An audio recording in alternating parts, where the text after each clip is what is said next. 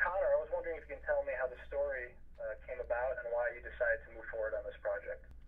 Yeah, I think again I was looking for I wanted to do a horror comedy film as the next film, and at the time I was working on it was like a serial killer film, and I was trying to sort of jam kind of comedy into it, and but people kept telling me, that this isn't funny. This is based on real stuff that happened, so you can't really have eyes flying all over the place or whatever. So then I was going, okay, I need something else. So it was almost when I kind of thought of the idea of a clown, it just seemed to fit perfectly with doing something that was kind of comedy and horror.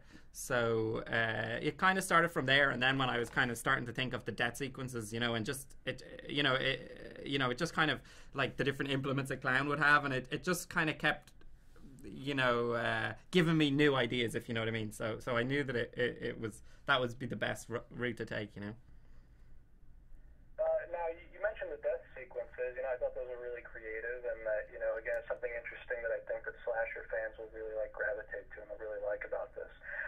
When it came to refining that and coming up with the character of Stitches, was that something that you always had in mind? Was that in the script to begin with, or was that something that also, changed when you brought Ross in? It was a bit of both. Like it was, I'd written the scripts in the very first draft of the script. The clown didn't really have much lines or anything to say. He kind of just he was just kind of running around killing people.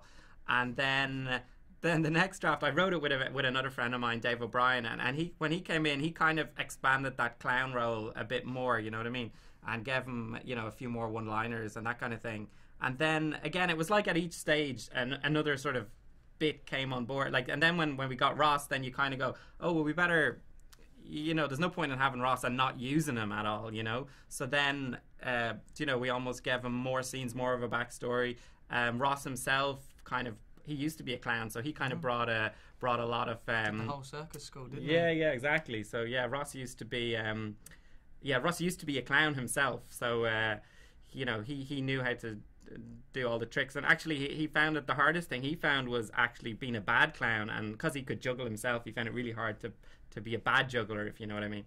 So yeah, that's interesting. Yeah, so go on. I was gonna say that also. I thought Tommy did a great job in the role.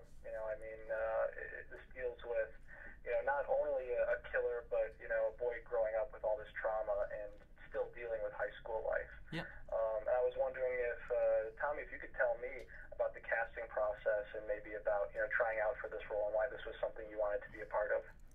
Well, originally I was sent the script by Conor, and looking through it and seeing all of the comedy elements, and I'd never done a horror before.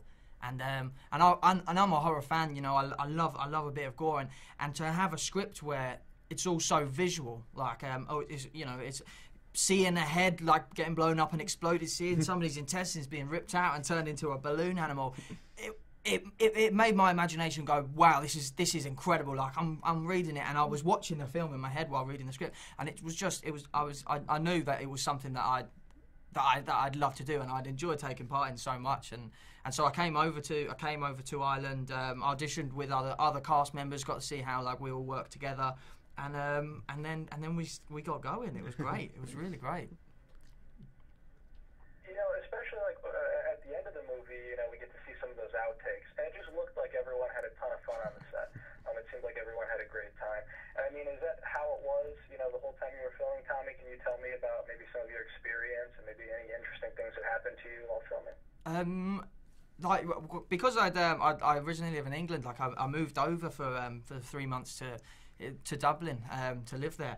It was so nice to be welcomed by everybody. I was greeted so warmly by all the cast members, by Conor, everybody that was there. I think because everybody knew, little Tommy's, away from home. There was that bit of that mother henness about everybody. They took me under their wing, and the on-set atmosphere. Some of the other cast members were hilarious people. Working with Ross, he is just a naturally funny person. There was always a constant warmth about on the set, which I felt like made the relationships between my character and other characters, feel a lot more Yeah, it was funny as well. The first day Tommy was on the set, like it was a scene where he had to you cycle his bike down the hill, and I could I could see his like hands were kind of. He had to take these, you know, he was taking his pills, and then he gets on the bike, and his hands were kind of shaking, you know. I could see, and I was like, wow, he's really getting into this. And then it was like, then Tommy was like, going, I've just never cycled a bike before, and it was like that was the scariest scene, you know, him getting on the bike. I do have to say, too, I mean, that bike scene, I mean, it really did make me laugh. I love seeing Stitches, you know, trying to make it up the hill and not being able to do that. Oh, that was funny, wasn't it? That really stood out for me.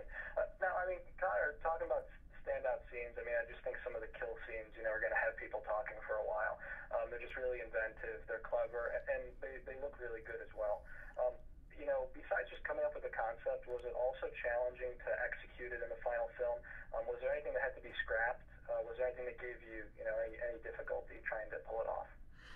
I think for me, like, because again, even when I started the film, like the death sequences were kind of, it was almost like I knew I had to get them right, you know, and I guess it was something as well. Even after we finished the film, I could go back for you know, a day or two and just sort of, you know, if I felt I was missing a beat in some of those scenes, you know, I could kind of pick up, because you didn't need sort of, I suppose, the cast or a lot of the other people. You could kind of go in and we were just, you know, using the prosthetics, you know. And so yeah, for me it was one of those things where I basically knew I needed to get that right, you know. So and I guess it was challenging in a sense that some of those scenes we as we were making the film, we did a lot of testing, and sometimes the stuff didn't work, and you know, we'd even the effects guys sometimes right up until, like, even something as simple as having intestines that kind of looked like intestines that he could make into a balloon animal, just to kind of find the right look of them, or even trying to, because like one of the things that seems really simple, I suppose, that he blows into these intestines and it kind of goes up like a balloon, but that was really hard because you can't even do that with a balloon, if you know what I mean. You can't kind of blow into it and it just shoots straight up. So like stuff like that, do you know, like there's a lot of simple stuff, but you kind of took ages. Like I think like every time I went into the model maker's studio, I'd be like, have you figured out how to blow up those balloons yet? And they'd be like, yeah, we're working on it. And like some of that stuff came together on, you know, on the day before or something, you know. Yeah, well, I think you did a really good job with it. I mean, you pulled it off. They're inventive. And like I said, I think horror fans are really going to enjoy it. Now, this movie, without going into spoilers, leaves open the possibility of a sequel. And I was wondering if the both of you are interested in returning for a sequel. Is that something that you're actively working on? I think it's one of those things. Yeah, we definitely would, and it's one of those things. If I get the call and it seems like the interest is there, I'd start working on the idea. There's a few ideas floating around of what it could be, but I suppose it's stuff at the moment that we kind of just joke about or laugh at or go, have you got any ideas? But if it became a real serious reality, it's definitely something, you know, I think we'd all be up for doing again, you know.